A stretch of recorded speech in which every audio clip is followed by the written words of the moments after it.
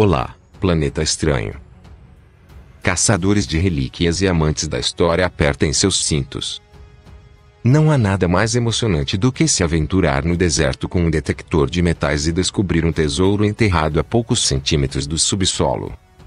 Balas de guerras antigas, ferramentas históricas e moedas antigas aguardam bem debaixo do seu nariz.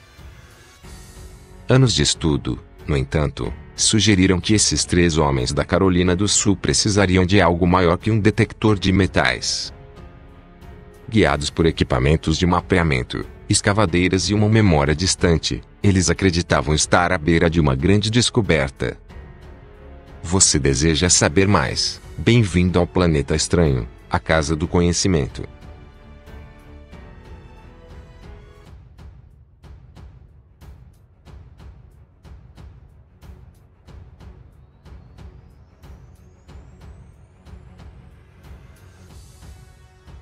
Era 29 de setembro de 2015. Jonathan Leader, Chris Ammer e Michelle Hartley estavam radiantes de alegria nas margens do rio PDE. Eles esperavam que estivessem segundos mais perto de encontrar as respostas para um mistério de 150 anos de idade. O trio passou a última década procurando por um navio, o CSS PDE, que foi destruído há mais de um século, ao longo do rio do qual ele foi nomeado. A embarcação, que remonta ao inverno de 1865, fazia parte da história da região. O navio havia sido construído em um porto confederado em janeiro daquele ano, apenas alguns meses antes do fim da Guerra Civil, mas porque um navio confederado havia sido destruído por sua própria tripulação, em seu próprio território.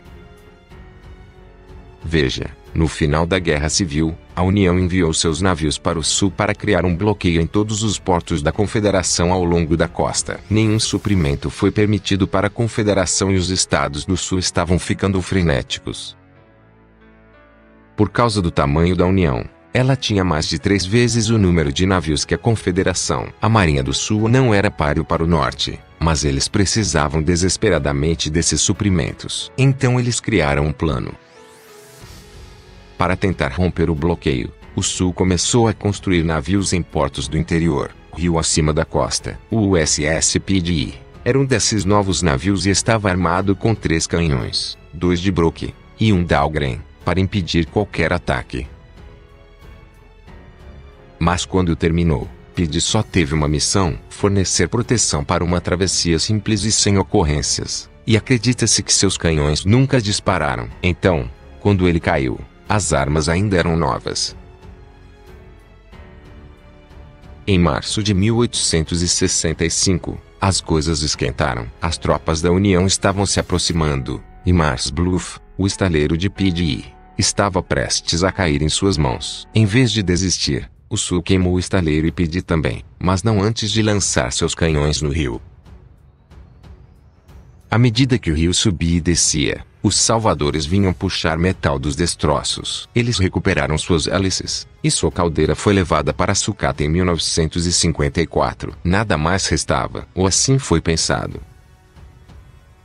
Como se viu, um garoto de 12 anos viu a caldeira sendo recuperada. O rio estava baixo o suficiente para ver alguns dos destroços, e ele ficou tão intrigado que fez um mapa detalhado de sua localização. Aquele garoto era Michelle Hartley. Ele nunca esqueceu o mapa. Quando Hartley cresceu, mudou-se para a Carolina do Norte, onde se tornou chefe de arqueologia no Museu de Salem. E os destroços de PDE ainda o fascinavam. Hartley acompanhou as notícias, procurando sinais do velho navio. Em 2010, ele foi recompensado. Jonathan Leader, arqueólogo do estado da Carolina do Sul, também conhecia o naufrágio e chegou às manchetes depois de descobrir uma pista no leito do rio. Trabalhando com o especialista subaquático Chris Ammer, Leader fazia leituras de sonar no rio perto do antigo estaleiro Mars Bluff. A dupla procurava até que seus exames capturaram um curioso padrão de pesados ferrolhos, dispostos no lodo em uma linha reta.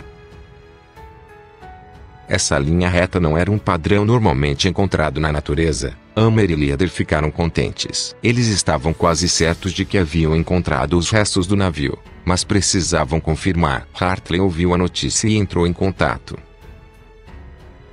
Ele contou aos dois o que tinha visto, há todos aqueles anos atrás, em 1954, e enviou o mapa para eles.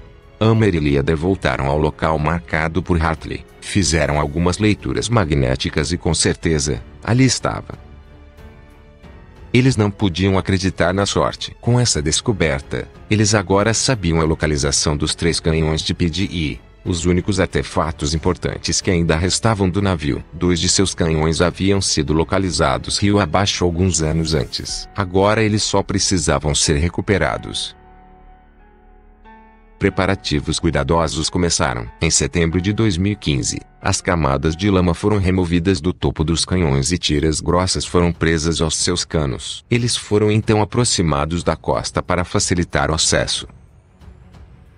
Finalmente, em 29 de setembro, chegou o dia da remoção. Uma enorme multidão se reuniu ao longo da margem do rio. Quando a escavadeira se abaixou e gentilmente levantou os canhões da água, Leader, Homer e Hartley não poderiam estar mais orgulhosos. As armas foram cuidadosamente lavadas e embaladas, para serem enviadas à Universidade Clemson para restauração. Isso encerrou o livro com muita história. É realmente especial, observou o mergulhador Bob Butler, que ajudou na localização dos artefatos. Após um processo de restauração que levou 4 anos, os canhões estão quase novos novamente, e podem ser vistos em Florence, no Departamento de Assuntos dos Veteranos dos Estados Unidos, um verdadeiro testemunho da fascinante história escondida à nossa vista.